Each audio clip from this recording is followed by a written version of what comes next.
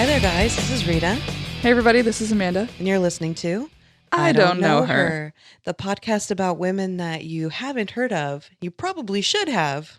And now, today, you will. Aces. Look, see, we did it. Out of the gate. In fact, so Rita is always like behind on listening to our episodes once they go up. So I'm sure she hasn't listened to last week's.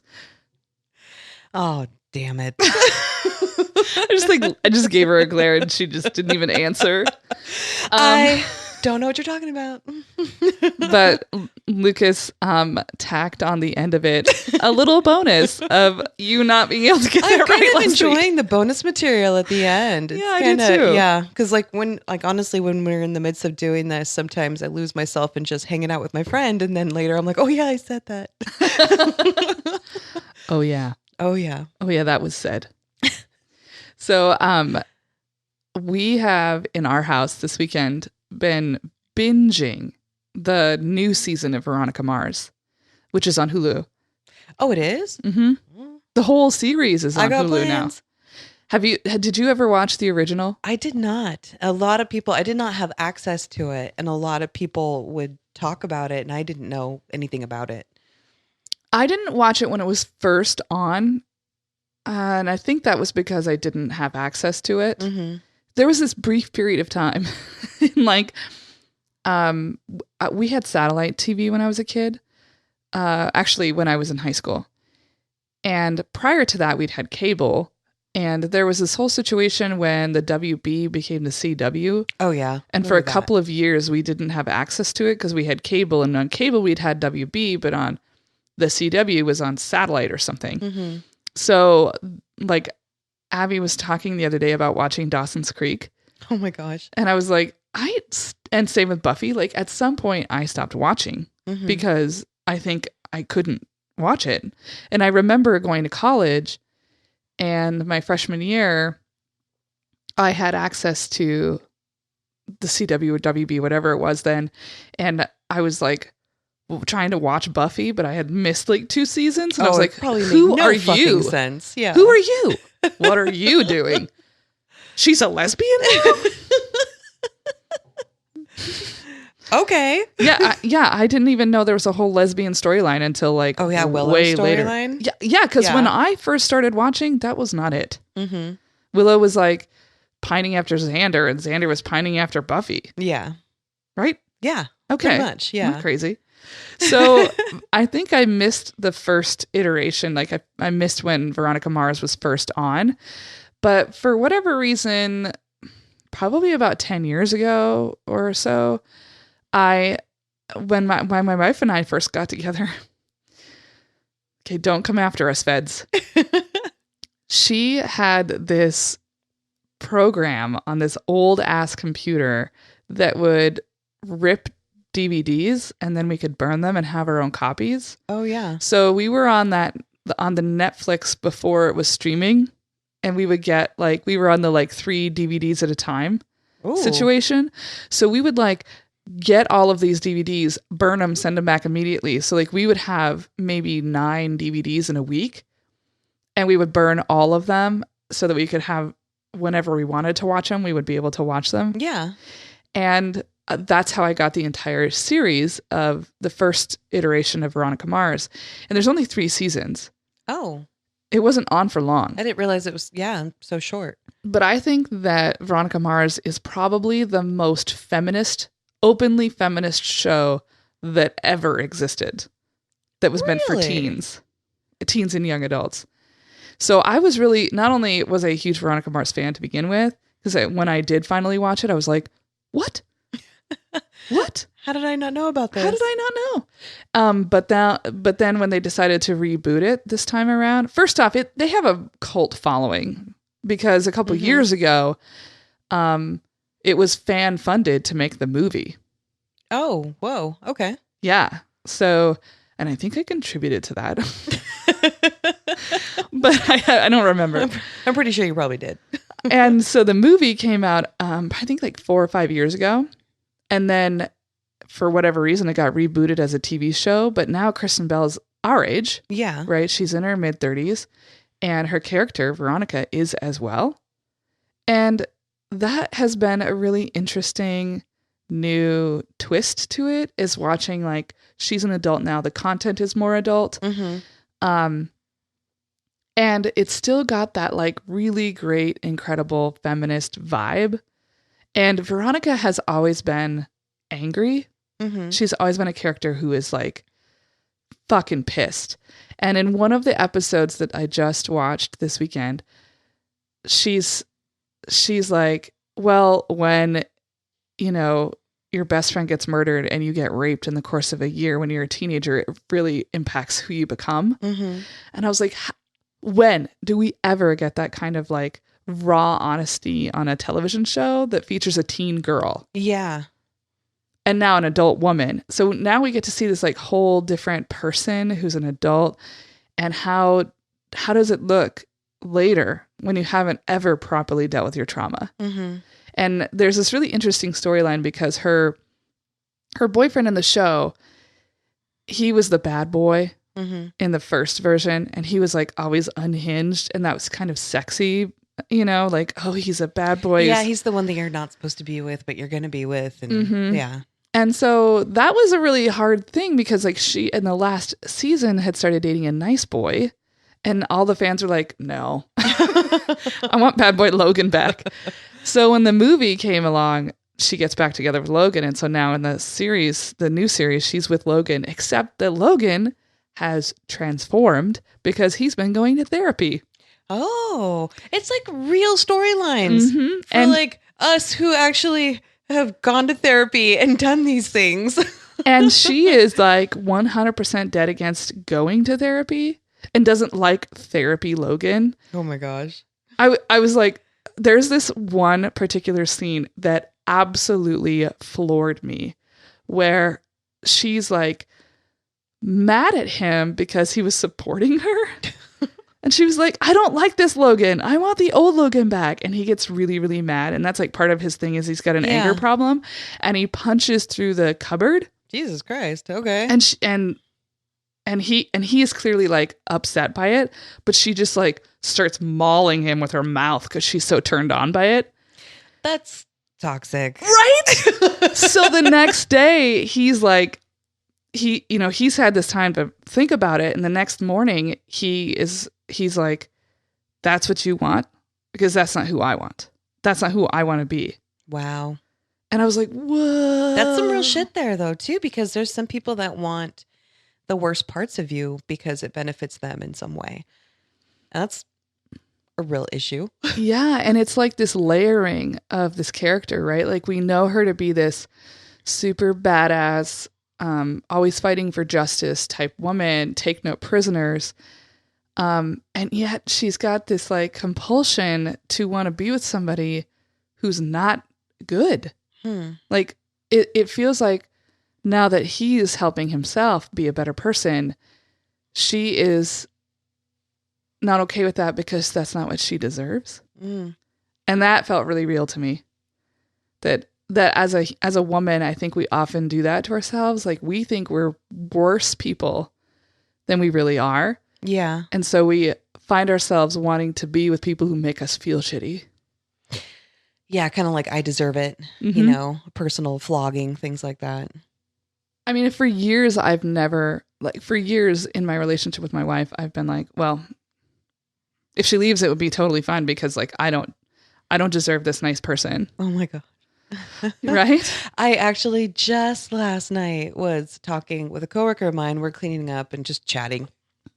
And I was like, Nick just like cut his hair and trimmed his beard. And I was like, he's looking fine as hell. I was like, before he dropped me off of work, I was like, damn, you look really good, babe. Like coming home to that later, kind of thing. And I said, I don't know why he puts up with me. I was like, he could do so much better. And my coworker was like, you shouldn't say that. She's like, you're pretty kick-ass. And so you shouldn't like undervalue yourself like that. And I didn't even realize I was doing it. It just came out of my mouth. Then I was like, that's kind of true. And I was like, and also if I feel like I'm not bringing enough to the table, maybe I should ask, what should I be bringing to the table and try to be a better person in this relationship. And I think you're still punishing yourself for mistakes you've made in the past. And I learned something really valuable from my mom when I was a lot younger. My sister had been in a marriage that was where her husband was unfaithful, but she had made the decision to return to that marriage and try to make it work. And she was just fucking angry all the time, though. She, like, you know, if he breathed wrong, she was pissed. And that's a valid feeling, right? It's a valid feeling to feel still hurt and betrayed by this person.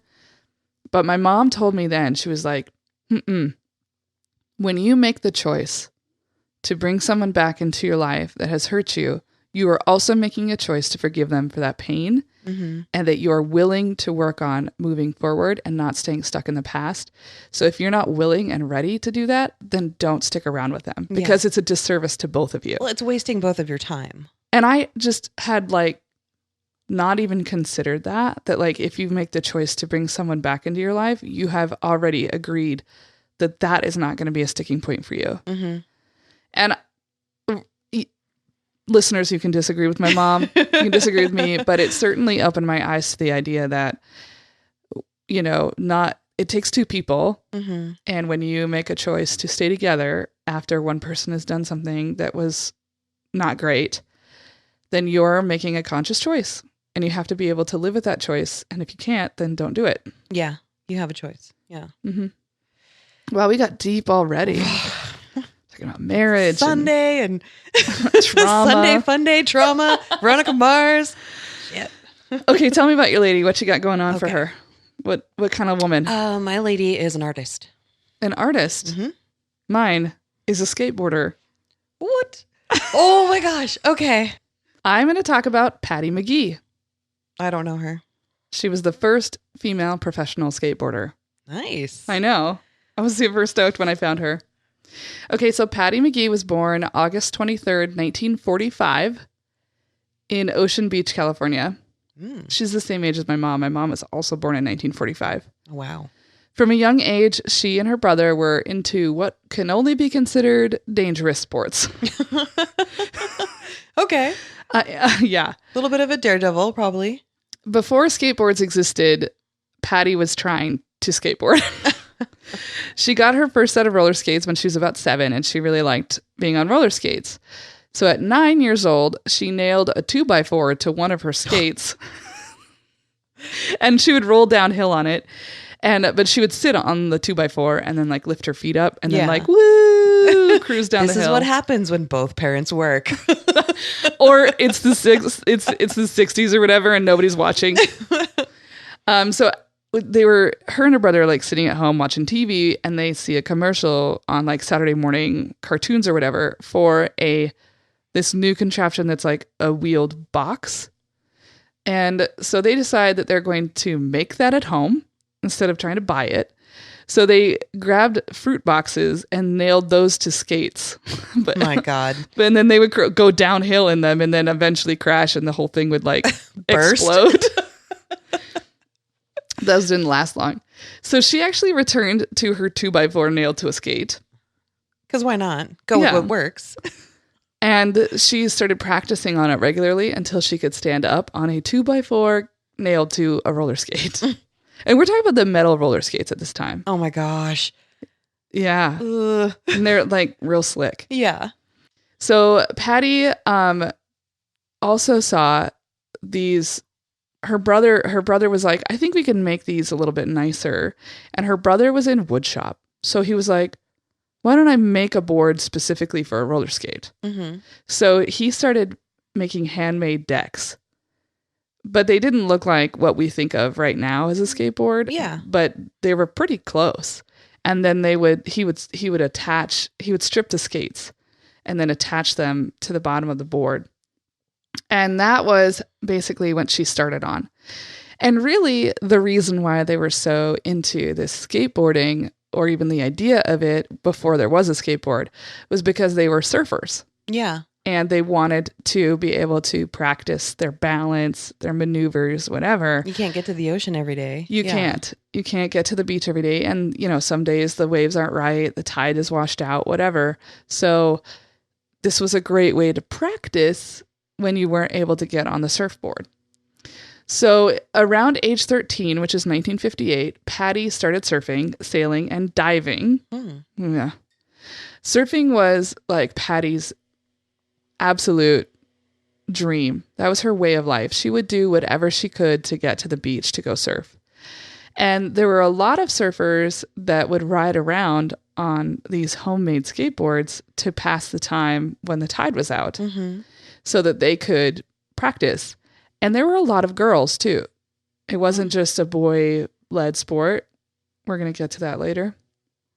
In August of 1963, the very first commercial skateboard was created by a young Santa Monica surfer named Larry Stevenson. He called it the Makaha, which is a place in Hawaii.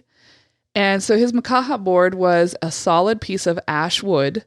It was 30 inches long and 7.5 inches wide. Wow. And he mounted roller skates on it, roller skate wheels. The front and the back of the board were tapered to look like a surfboard. And the wheels would swivel slightly to allow the rider to be able to turn. So that was new too, because the skateboarding, like the skates that they were hand making onto the boards, did not Swivel. It was like, good luck turning. You're just gonna go straight. You're gonna always go straight. Always go straight. No turns, no left or right. So once the board hit stores, it began a new craze in American pastimes. And other companies began to manufacture boards as well, including the George Cooley Company, who created what they called the Bun Buster. I wonder why. I know. I was like, oh, you mean because you're going to fall and hit your ass all the time? So at the time, Cooley said this about the Bun Buster. We know it is the fastest board on the market. The kids can spin a 360-degree turn and never lose their boards. So that was the difference between this first board and now the Bun Buster. Yeah. But they're being created basically at the same time. So I happened to find an old Sports Illustrated article from The Vault from May 1964. Whoa. It was really funny. This is what the writer had to say about skateboarding. Skateboarding is the wackiest new fad to come down the Southern California pike in a long time and may well rival the dementia of the hula hoop 6 years ago. Okay. Skateboarding is like skidding along a banana peel on a wet sidewalk. You need your nerve with you. Ooh, so kind of challenging too. Like, come and check this out. This is dangerous. And Patti McGee had nerve for days. She got herself a Bun Buster in 1964, which cost about $7.88 at the time. Oof. And the wheels on the Bun Buster were clay. What? Okay. Doesn't that sound terrifying? Yeah. At least the metal wheels I understood. But Yeah. clay? No. I don't want to be on a clay wheel. So there used to be a thing called Dick Clark's World Teen Fair. Okay. Dick Clark was a weird dude. I don't know. He was really into teenagers and we all thought that was okay. I don't know. So at Dick Clark's World Teen Fair in 1964, Patti was skateboarding when the booth of skateboards were next to this motorcycle company that was like unloading motorcycles from the back of a big trailer. And she looks at it and she goes, I have an idea. And no one should ever say that when they look at a motorcycle. And she decides that it would be super, super fun to get pulled by a motorcycle on a skateboard. Okay. So she does. All right. She hooks up a rope to the back of a motorcycle while she's on her skateboard. And at this point, there's no padding for skateboarding. There are no helmets. And all of the skateboarders at this time were barefoot. Oh my gosh. Yeah, so I just want you to Just wrap your asking mind to lose a around toenail. that this woman, this young girl, is not wearing shoes. She is on a skateboard that is made of clay wheels being pulled by a motorcycle at Dick Clark's World Teen Fair. But she was able to get up to 47 miles per hour on her skateboard. That's so dangerous. Which set a Guinness Book of World Record. Okay. So she became the fastest girl on a skateboard, which I just think is weird. In December 1964, so just a few months later, she entered the first national skateboard contest in Santa Monica. And there were a couple of different events at the skateboard contest. One of them was a slalom course that had cones, so they had to go, in between the cones. Another was a figure 8 contest where they had to be able to basically go in 2 circles. And a freestyle contest. So Patti had briefly been in gymnastics as a kid, and she was also a skilled surfer and diver from her years of amateur water sports. So when she hit the freestyle skateboard course, she was determined to wow the small crowd that was gathered there. And the judges, who in the freestyle competition would judge based on the difficulty of the moves you were trying to do. Yeah. And the precision with which you did it. Okay. It's very similar to basically what you would do now. Yeah. So on the spot, without warning, Patti comes out the gate. She's got her hands on, she's kind of like crab crawling with the skateboard. So she's pushing the skateboard with her hands and her legs are still on the ground. And then, boom, lifts her legs into the air and she's doing a handstand on a moving skateboard. And everybody was like, oh my God. So that nailed it for her. She also did some other things called the walking the board and stuff and was really good at it. And that secured her position as the first female national skateboard champion at the age of 19. Wow. So after nationals, she had about 2 weeks to decide whether she would continue doing the skateboarding competition circuit, which was just sort of starting, or go pro. Oh. So to go pro meant that she was not going to be allowed to compete anymore. So she could be a professional skateboarder, work for companies, tour the world, or she could compete and maybe win a couple things. And she was like, I'm going to go pro, obviously. So she decided she wanted to make a living as a skater and gave up competition. And this made her the first female professional skateboarder. Wow. She was approached by a California juice company called Vitapact, and they had started manufacturing their own skateboards. Okay. Which I was like... A juice company? A juice company. Okay. Okay. Whatever. The 60s were weird. True. And that's... she became one of the very first sponsored female athletes. So she was sponsored by Vitapact. It's a big deal. Yeah, and especially in an alternative sport. We're not talking about like a mainstream sport. So she's becoming a professional skateboarder that's being sponsored by a company. And for a little over a year, Vitapact sent Patti McGee on a skateboarding tour across the country. And she was riding only their skateboard, which is called the Hobie. And so part of her job was she would go and do demonstrations. She would teach people how to skateboard. And the whole time she's talking up the Hobie skateboard, right? And they also, they were pretty good at PR. I was really surprised. And somehow they were able to secure her a whole bunch of TV spots. So she got to go on television shows and do like skateboard for them. Yeah. And sort of, which pumped up not only her image and the skateboard company's image, but also the sport of skateboarding, which was pretty neat. So she was doing one of those demonstrations in a department store in Latrobe, Pennsylvania, which is where Rolling Rock was made. And it was at a Macy's. She was doing a demonstration when a photographer approached her from Life magazine and asked if he could photograph her for an upcoming issue of the magazine. And she was there with her mom, and she was like, sure. So the next day, she traveled to Pittsburgh for the shoot. Shout out to my wife, who's from Pittsburgh. The photographer had heard of Patti's signature move, which was the handstand, and he thought that would make for a great shot for the magazine. So that's all he wanted her to do. No other shots. So for 2 fucking hours, Patti had to do handstands on the moving skateboard. Yikes. Okay. Yeah. That doesn't seem like I'd want to spend my day that way. No, like, I'm getting dizzy. When she talked about it, you could tell she was just like, yeah, it was 2 hours of that. Again, she's 19, so she's still got a little bit of edge to her. So just a few days later, Patti and her mom were in New York City on this promotional tour from Vitapact when Macy's sent her a congratulatory telegram and arranged for a limo to pick them up because Patti had made the cover of the May 14th, 1965 issue of Life magazine. Oh, wow.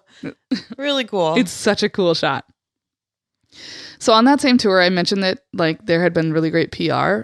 So she was on a number of television shows. She went on What's My Line, The Tonight Show with Johnny Carson. She was even in a really funny commercial. A lot of her old television appearances, you can find them on YouTube, but this particular one was for the New England Bell Telephone Company, and I adore this. So I'm going to set the scene for the listeners since they're not going to be able to see it unless they go Google it. So Patti is in this nice little house. It's like 1965, and she's like making the bed when the phone rings. And then she gets on a skateboard and skates her way through the house, dodging all of these obstacles, including a dog, which is a stuffed animal. It's not a real dog, which is really funny. No dogs were harmed in the making of this. And a bird cage that has a real bird in it. And at some point... Okay, but save the dog, but fuck the bird. Yeah, exactly. Because like somebody slams this cage for this shot. And then they, instead of having a real parakeet sound, they like dub it over with just like a person screaming. And it's just wild. So I'm going to play the commercial so that Rita gets a chance to watch it, but you guys will be able to hear it. And the guy narrates the whole commercial. So what I just said, you're going to hear that. This is not an actress. It's Pat McGee, girls' national skateboard champion. And the house is real, not a stage set.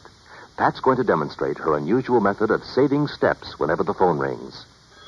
There's the phone at the other end of the house. And there goes Pat.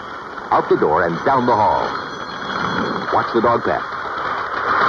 Good girl. She's skating faster now. 2 steps, she can't. What control. The birdcage. Do it. She made it. Hello? Hello? Well, she almost made it. Nice try, Pat. You know, there's a better way to save steps. Lots safer, too. Get a step-saving extension phone. Order yours from the telephone office or ask any telephone man.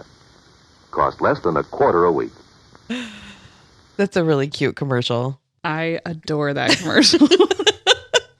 Also, for our listeners, will you describe what Patti McGee looks like? Oh, she's a doll. She's platinum blonde. She's got a little bit of a beehive thing going on. Pretty nice little figure on her. She's really cute. Yeah. I like her eyebrows too. Sorry, I'm obsessed with eyebrows lately. So I kind of am too. Yeah. The reason why I wanted you to describe her is because this became probably one of the main reasons why she was so big for that moment in time, because she looked like, I don't know, like your everyday, pretty white girl. Approachable. Yeah. And she describes her look later on in life as a clean look. Oh, okay. And that there were other skateboarders who did not look like her, but this is the way she chose to look. And I think at the time it was really super, like that would be like the acceptable version. But when I think of skaters, I do not picture that. No. She is the epitome of a girly girl riding around on a skateboard. Yeah. And so it's kind of neat, actually, that like the very first woman to become a professional skateboarder was very girly. Because that's not an image you associate with skateboarding now. Well, and just to blur that line. Because it's, yeah, we'll get to that. Never mind. I'm ahead of myself. Okay.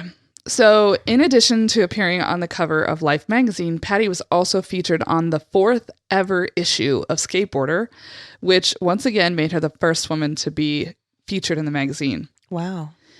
But Patti's fame didn't last long, because skateboarding went from being a fun family pastime to something considered dangerous and risky. Cities began enacting laws and codes that forbade skaters from using places like parking lots and parking garages, and started pushing skateboarding itself to the fringes of society. In fact, in the 1970s, Norway went so far as to make the sale or ownership of a skateboard illegal. Jeez. So these new laws and rules changed the status of skateboarding from something wholesome and mainstream, like Patti represented with her platinum blonde updo and her clean look, as she called it, to something considered rebellious and wild. This coincided with the sport being dominated by men because people didn't want their girls doing this dark underbelly stuff. And it rendered the girls and women who were in the sport from the beginning virtually erased.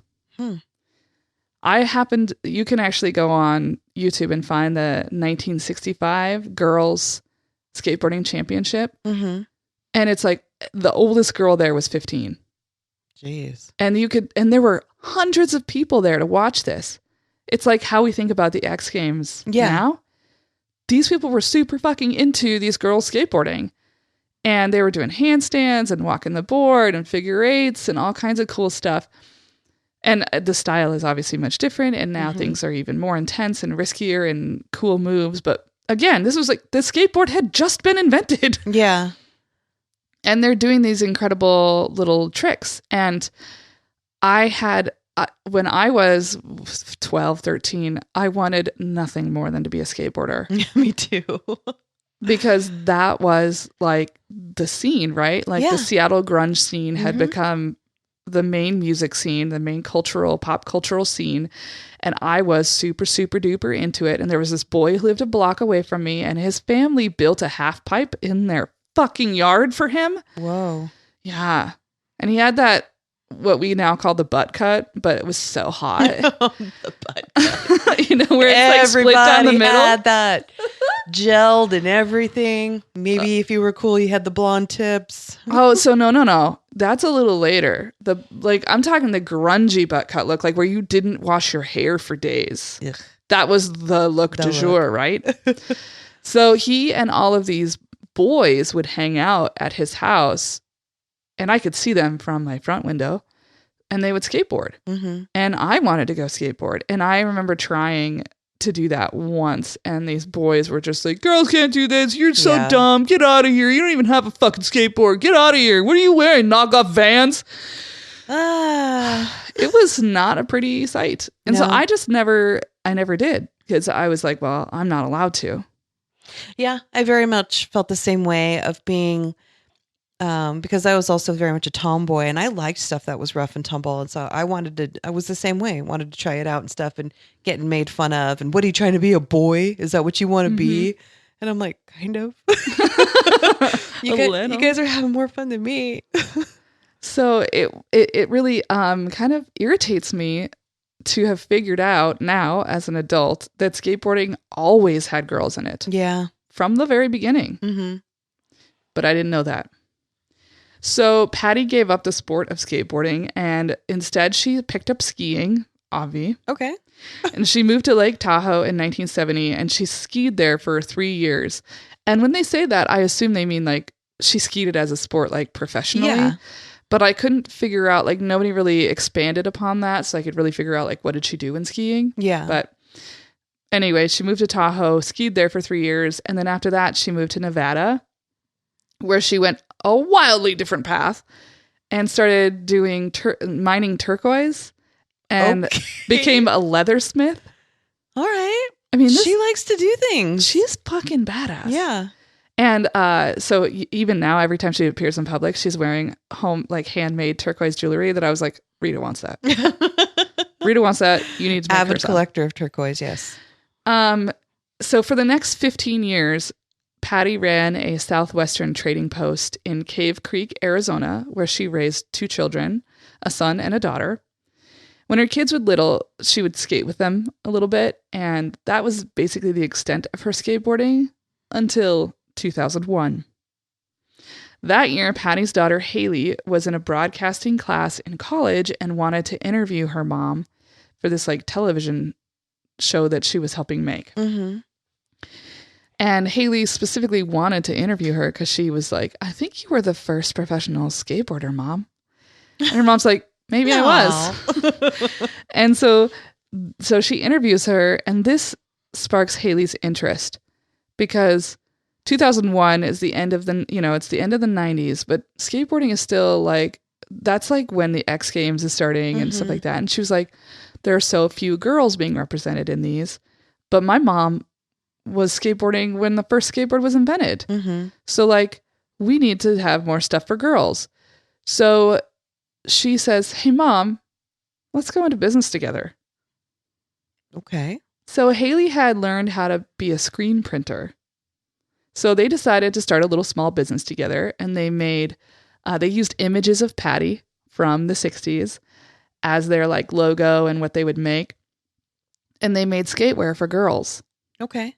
And the company, started out real small. They would just go to like skateboarding contests and stuff like that and have their booths, and they would sell their t-shirts. Real simple. Like slow start kind of thing. But then Haley is a genius. So the company just begins to expand, and they branded themselves. So when they were just the company, the screen printing company, they called it First Betty. And then when she expanded the company, she rebranded it as the Original Betty Skateboard Company. And so Patti was like, what is a Betty? And her daughter explained that Betty is a hot girl and that Patti was the first hot skater chick. And I love this because every time Patti talks about that, she gets really red and blushes. Aww. And it's super cute. So OG Betty is the sort of shorthand for their company. OG Betty also became an all-female skateboarding team that Haley managed. And the company still exists, and you can purchase skateboard decks that feature images of Patti from the 1960s, including her iconic Life magazine cover where she's doing a handstand, and her Skateboarder magazine cover where she's wearing this cool little floral crop top. And she's on the skateboard and kind of leaned back, and she just looks effortlessly cool. And there's a pool in the background, right? Yeah. And so pool skating became really big in the 80s and 90s or whatever. And so one day this like really famous professional male skateboarder was like, Patti McGee was the first one to skate a pool. And it was totally not true. Like it was a full pool. They did not skate. She wasn't jumping in the full pool. But he like a couple of the men in the sport really started talking a lot about her. They were like, yeah, you know who my hero is? Patti fucking McGee. She was around doing this shit longer than any of y'all. And that became really great because this like lifting up of a female icon in the skateboarding world really helped open the doors for other women. And so teams like the OG Betty team were really making waves in the skateboarding industry. And so in 2010, Haley and Patti took their company, OG Betty, and they joined in with this other company called Pink Widow Distribution, which is a female-focused wholesale skateboard and apparel creator and distributor. And so they make their own stuff and they send it to skateboard shops. Oh, that's awesome. And so they make skateboards, clothing, enamel pins. So I almost want to buy myself a fucking enamel. They have an enamel pin of her on the hands doing the handstand, and I just want to have it and put it on my vest. I have a liberal flare vest, and I just put really fun feminist shit on there. That would be great.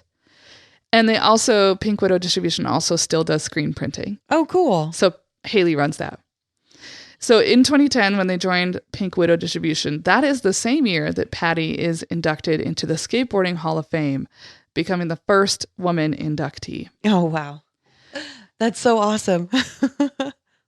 A side note, I also discovered that somewhere in 2004, she was inducted into the Malibu Surf Legends, but I couldn't figure out where that came from. So that's just a little side note. She's also like in a surfing Hall of Fame. A little nugget of information. So well into her 60s, Patti was skateboarding. Though one thing changed dramatically in her skate style from her younger years. She became a very big proponent of wearing a fucking helmet. Yeah. As you should. I wasn't able to find much about Patti from like the last like 3 or 4 years. The last thing I was really able to figure out. She's still alive? Oh yeah. Okay.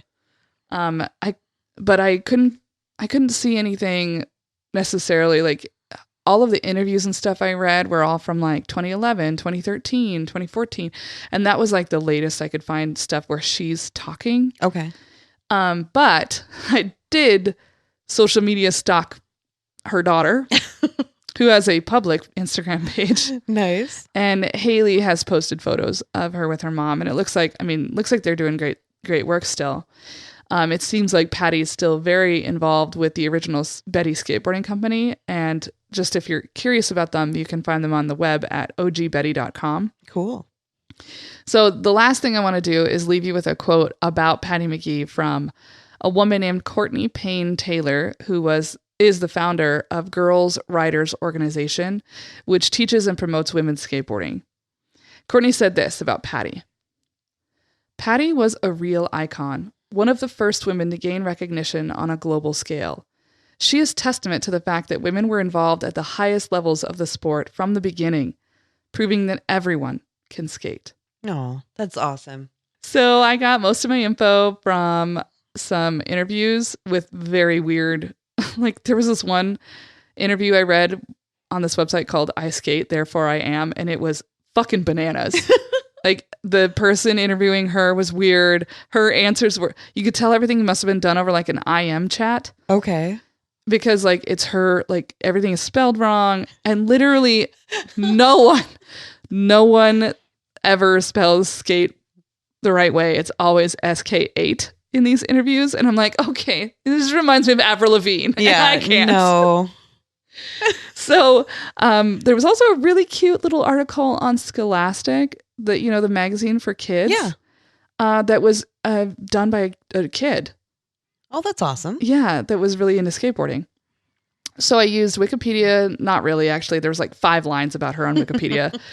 The Scholastic article written by a kid. There was a really cool article on Ozzy, I think that's pronounced. The Vault article from Sports Illustrated. This blog called Grow Skate Life, or GROWSK8 Life. Okay. I Skate, Therefore I Am, bananas. And then ogbetty.com and the Pink Widow website. And of course I used YouTube for, I watched her on the Mike Douglas show, which I wanted to include a clip from that, but it's all like her demonstrating how to skate and stuff. So it was like, you couldn't really like hear a lot. I wanted them to like interview her about her life or whatever, but there wasn't anything good. And also I watched her on What's My Line? And that was that game show where people would come on and the panel of guests would have to try to guess what that person who that is. person was. Yeah. And like right off the fucking bat, this woman was like, are you in a recreational sport? Yes. Is it indoors or outdoors? Or no, is it outdoors? And she says, yes. Is it on wheels? Yes. Is it a skateboard? I was like, and like even the host was like, you're going too fast. You're fucking this up. Sorry, Patty, you're already off the show. Oh. But anyway, it was fun to watch these like really old clips from the 60s. And I found in 2 different places, at least, maybe even 3, her talking about being on the Johnny Carson show. Yeah. I fucking could not find that because I was like, that would be great. Yeah. I want to include something about the Johnny Carson show. But I found the Mike Douglas show. I found What's My Line? I found other things. And I was like, well, was she actually ever on Johnny Carson? I don't know. She said she was, but maybe she was confusing it with the Mike Douglas show. Except at one point, and I couldn't find the article to go back to it, there was one that talked about how much she made. Yeah. And it was like, she ended up joining the Actors Guild. Okay. So that she could get paid more when she went on these shows. And she said her biggest paycheck came from the Tonight Show with Johnny Carson, and it was $250. Yikes. So it's very specific. Yeah, very. Well, sometimes it's not all available. Yeah. Maybe it's like it's not archived or something. Yeah, somebody hasn't gone through old Johnny Carson and put it on the internet. Get on it, people. Come on, nerds. Internet. I liked it. Patty's awesome. Yeah. Yeah. She's she's still like platinum blonde. Oh, nice. Her hair was beautiful. Yeah. I like her too. Yeah. Although if you first off, we're going to post some really fucking rad photos because the photos of her are really cool. But I was always like zooming in and being like, how much hairspray is that? Is that an The entire whole can? can. Two maybe? 2 cans? Yep. Yeah. And a whole day of setting. Yep. The hair's never getting washed. I like that. That's awesome. Never heard of her. Me neither until now. In fact, I was going to do a skateboarder named Peggy Oki, O-K-I. But her, like, the information on her was like so hard to find. Non-existent. It was just, it would be like a little article here and there and nothing substantial. I was like, I can't stretch that. That's Once again, the universe, Amanda and I are on the same thread because I was thinking of skateboarding because my lady is a lady who's kind of in a boy's world. ooh. Yeah.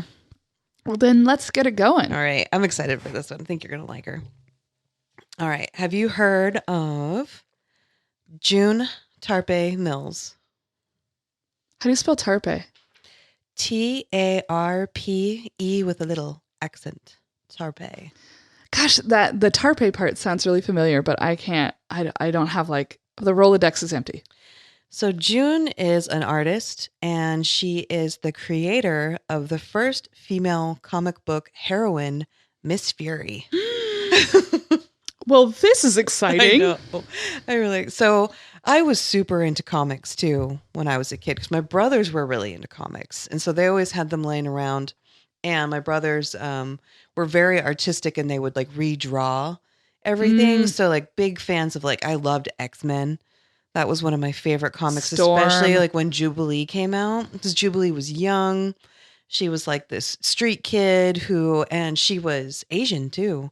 And so it was like kind of cool to see somebody just a little different. She had like half her head shaved and she was really rebellious. Yeah. So I was a big fan of comics.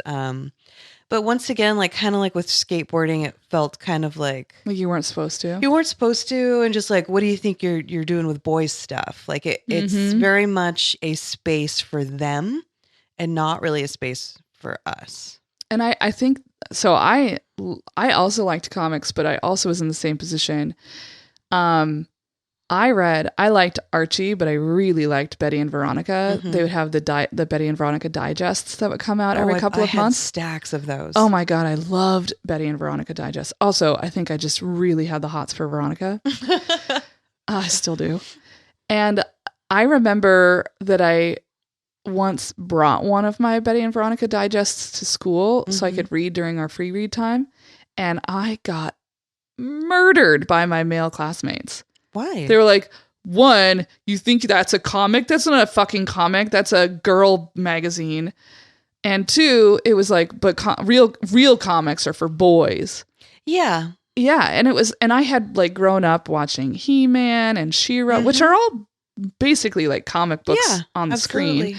And I was really into that kind of shit. Like I really did like them. We didn't have a store in my town of 1,500 people that sold comic books. Yeah. You so had to the get 'em at only grocery time, store. yeah, the only time I could get anything was maybe at the grocery store, and they would only have like the mainstream stuff like Archie. And so I didn't really get into comics until I was an adult. Not truly, like, and now I really like them, and I still don't read them with as much regularity as I would like, but it was very hard to be a girl who liked comics. And honestly, Betty and Veronica was a good fucking comic. It was really good, and it was really funny, and the stories were great. And you know that it was because now they have Riverdale on MTV, which is, or CW, I think. I think so, yeah. I can't remember Something like Riverdale. I watched it on Netflix, guys. So June Tarpé Mills was born February 25th in 1918 in Brooklyn, New Holy York. shit. Yeah. I was like, it's going to be around the 40s, like Patti McGee. No. So she was the youngest of 3 children. She had a brother, Thomas, and a sister named Margaret. As a young girl, her family struggled to make a modest living. Her mother was a hairdresser. Her mother was widowed, didn't say how dad died. She also was helping her mother raise her sister Margaret's children after Margaret died. And Margaret's husband died as well. So it said that her kids were orphaned. Wow. So June is helping her mother raise her sister's kids. So her cousins. She's Yes. helping raise her cousins. She admitted as a child she was one who liked to hang around the house reading books instead of running around outside playing hopscotch. After graduating from Erasmus Hall High, she wanted to pursue a career in the arts. She had always liked to draw, and she was super into sculpture. So to pay for school, she did some modeling. She would pose for portrait painters, photographers, and sculptors, and she was able to pay her entire way through the prestigious Pratt Institute of Arts. Wow, Yeah. that's impressive. So she worked. She's also helping raise kids. She's also going to school full time. That's kind of a pretty big hustle for a young girl. and that's a lot to have on somebody's plate. She mostly studied sculpture, and she had a real talent for it. But she found like the market for this job was pretty dry for women.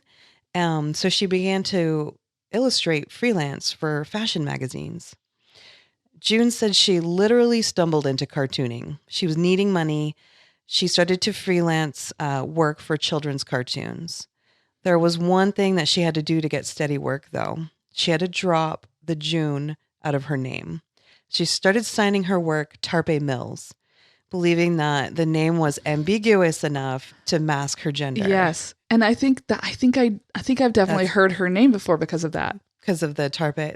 Because I said Tarpé, name. I know, but I don't know the June or And she felt like dropping June. That, of course, she's going to get more work if people are assuming that she's a man. Not that that's changed. J.K. Rowling had to do the same thing. Exactly. They were like, "Oh, you have a male protagonist." Was comparative to that moment.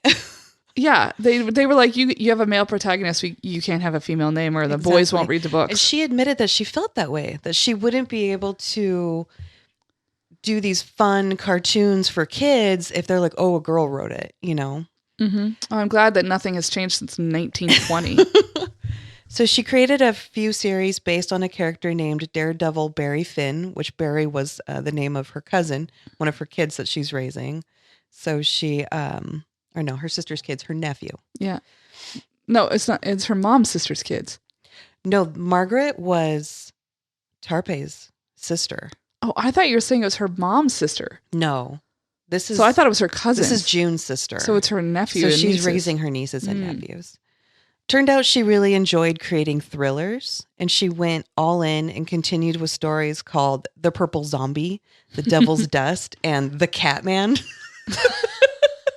I want to know what the Catman I want to know what about. the Catman was, yeah. So she admits that she really didn't know where the inspiration for Miss Fury came. All she knew was that she wanted to create a character for kids and grown-ups alike. She wanted fashion. She wanted a little bit of romance. She wanted human interest stories for the adults, and she wanted fantasy and action for the younger people. So she worked on creating Miss Fury in 1940. June said that she used mirrors and used her own body, her face, and her hairstyling to help create natural poses for her character.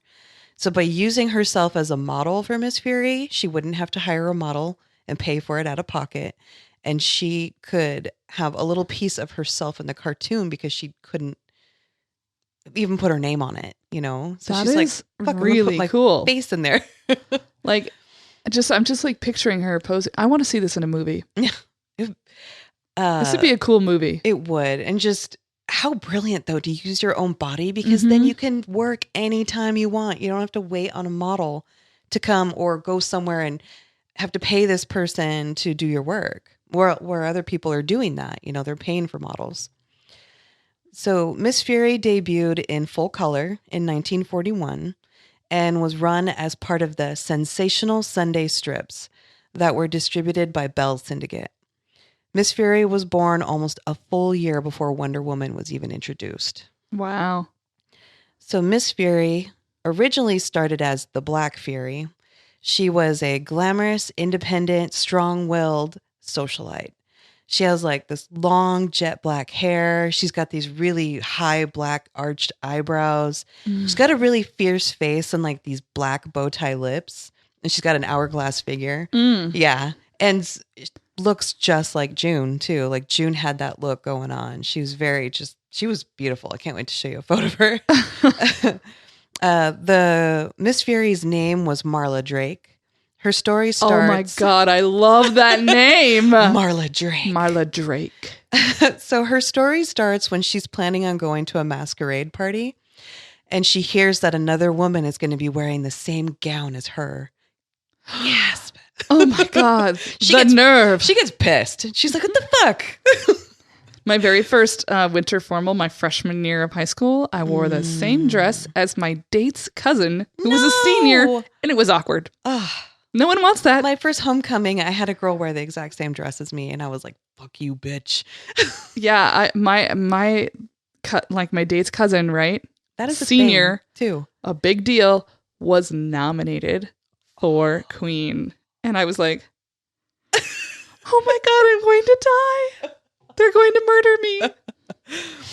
So in the story, Marla ends up, and so a warning here, this is the 40s. This part of the storyline is a little racist. Oh, just a tad. Just a tad. So she borrows a skin-tight black leather panther bodysuit with a mask that goes over her eyes, has cat ears, claws, and a tail that is also a whip. Okay, you mean like Catwoman? So we're going to get to that. The suit was said to have been brought back by her traveler uncle from Africa, and it was part of an African witch doctor's ceremonial garb. So I know it's completely inappropriate, but it was like the suit was supposed to be like magically enchanted. Yeah, it's like the monkey's paw. Yes. So yeah, sounds familiar. It sounds like Catwoman's outfit. So I did some research. It was exactly Catwoman's outfit. So Catwoman came out just a little bit before Miss Fury came out. Catwoman's outfit it's like this big, almost poofy overcoat, and it's purple. And it's long, and she's got black boots on, and it's long down to her ankles, and it's got two slits that are up to like her hips. So like as she runs, her legs kind of come out of the purple coat. And it's got a purple cape and a green like the underside of the cape is green. And then her mask is purple. And so that was the original Catwoman outfit. Weird. So Miss Fury debuted in this black cat suit, which now we all think is Catwoman's outfit, but Catwoman didn't attain that outfit till years later. I had no idea. Yeah, so I looked at the original Catwoman, and it was like she was first called the Cat Lady or something like that. I know they start Totally off different, weird, totally different connotation. but to yeah, it. and so I said, who came first? I made sure to research it, and Catwoman did come first, but her outfit was completely different. Okay, so didn't you say though that Miss Fury was the first female? So that we're going to get to that. So it's because Catwoman was a sidekick, and Catwoman was invented by two other men. So she was a villain. She was a second part player to the star who was Batman. Mrs. Fury, this is her own story and her own comic strip. And that had never been done before, where the woman was the protagonist. That's awesome. And it's Miss Fury or Mrs.? Miss Fury. Okay. So Miss Fury, as she's on her way to the masquerade, she says, "No one's going to be wearing this. Ha!" No, you're right. You look like a dominatrix. She runs into two men causing trouble. One of them has a gun.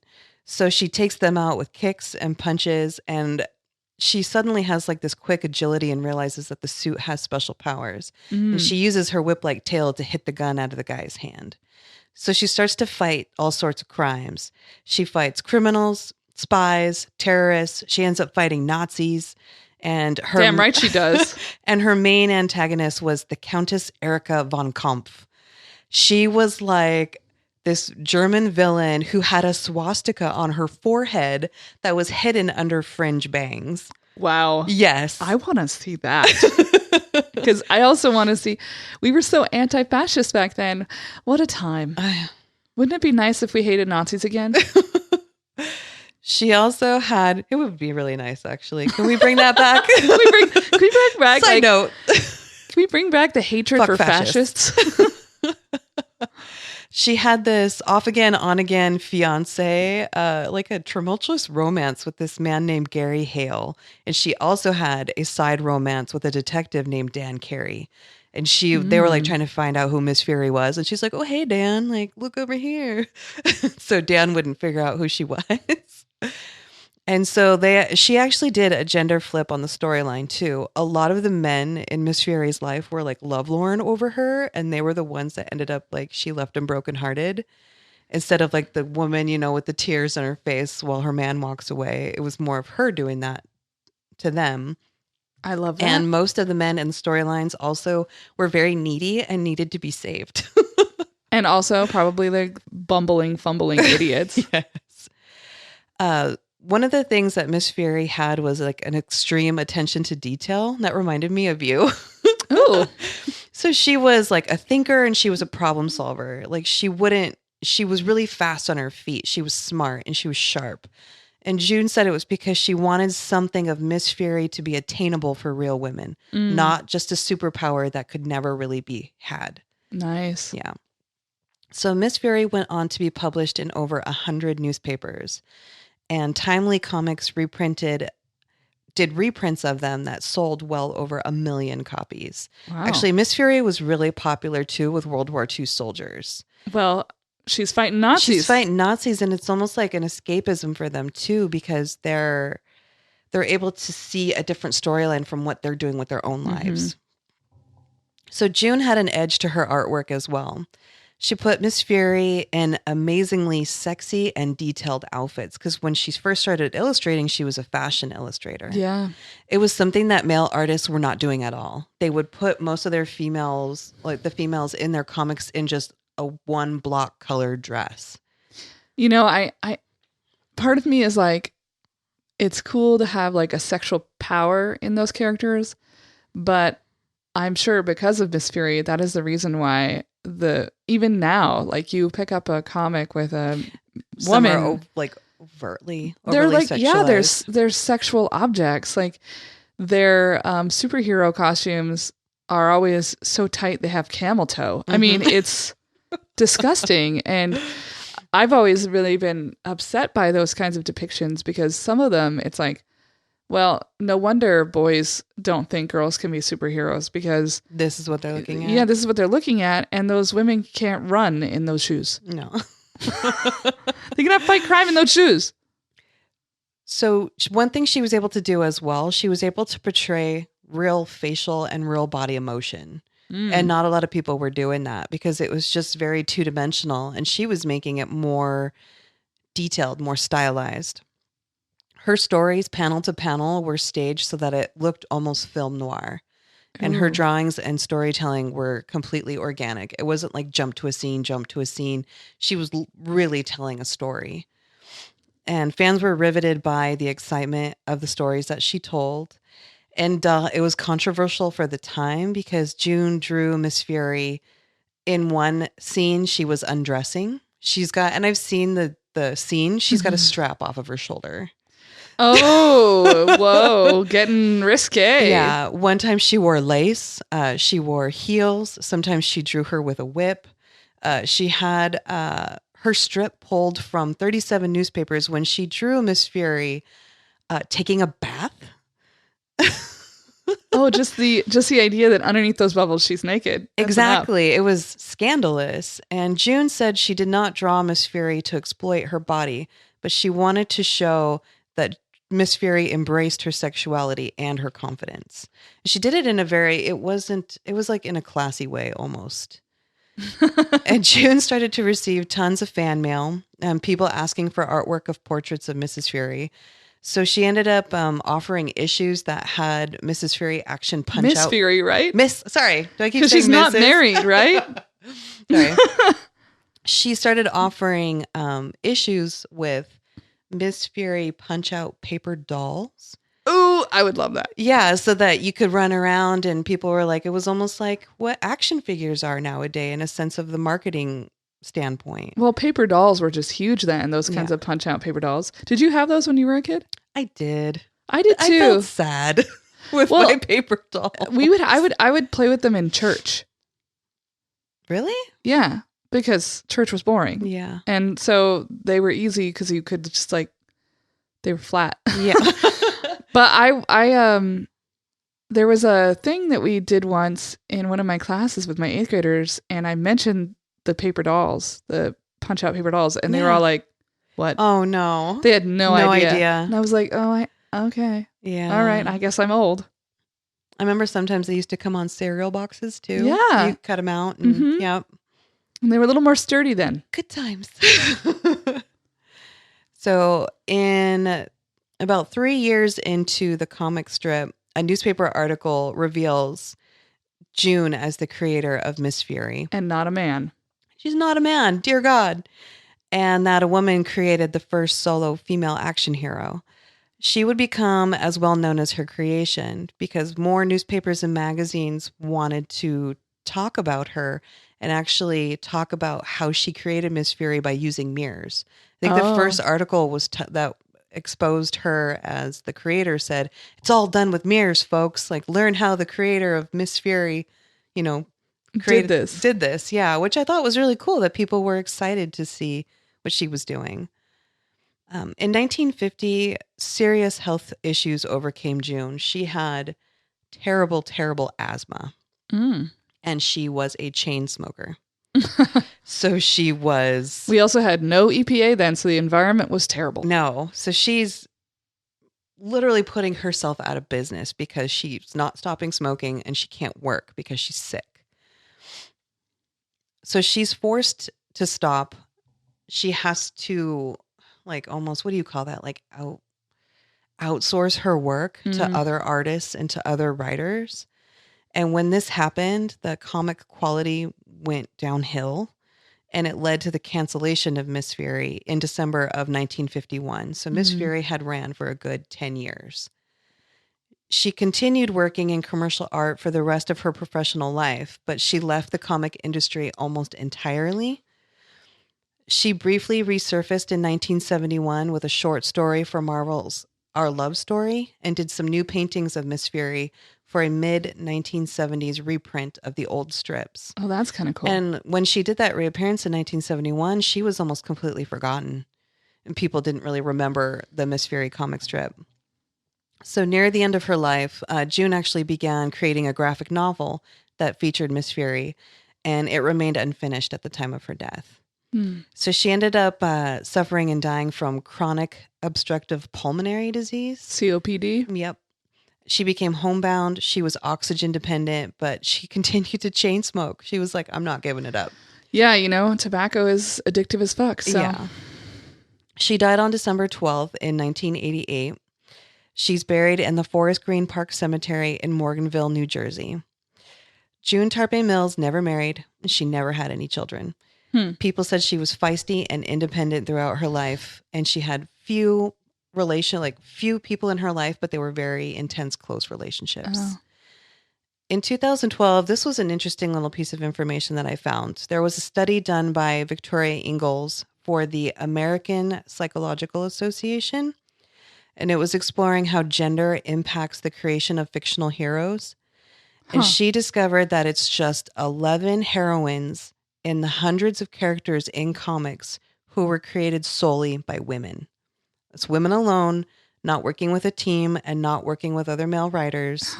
And June Tarpé Mills was the first one.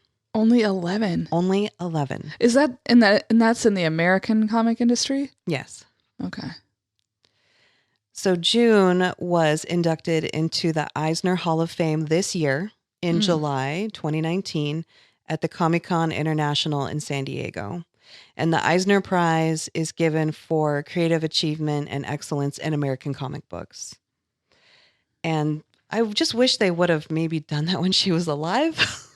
Yeah, but she died in the 88. Yeah. There probably were, nobody was even thinking about her. No. So at least she did get her recognition in the end. And it just happened this year in 2019, which is crazy.